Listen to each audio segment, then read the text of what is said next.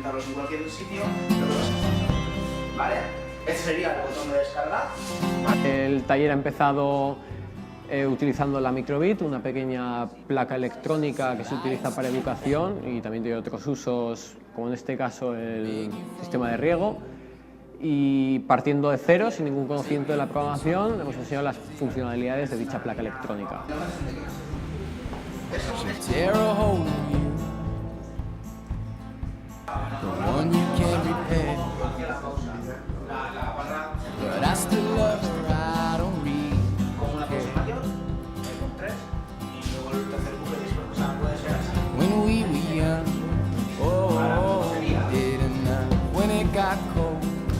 Hemos evolucionado a lo largo del taller para finalizar con un pequeño sistema que permite detectar la humedad en una maceta.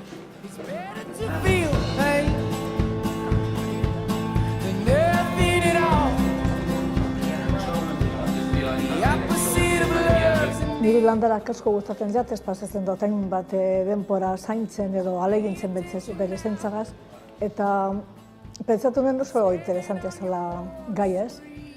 Eta beste alde batetik, pentsatu nuen tailer bat eukitea, positate eukitea, ona zela. Horregaitik etorri naz.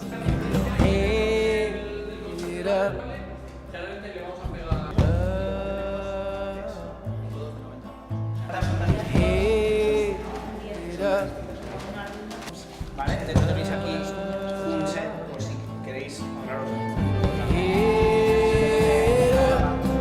Ibar Labseko helburua danez pizkat ikustea ze aplikazioak leiken teknologia berriak espazio publikoan, pentsatzen duen ideia ona izango zala, dakagun arazo hori dela landarak hiltzen jakuzela ez lorestatziarren, ez berestatziarren, probatzia zelan izango zen, ipintzea sistema bat autorrieguak, bakarrik urestatzeko eta ikusteko zelan izango zen hori egitzea.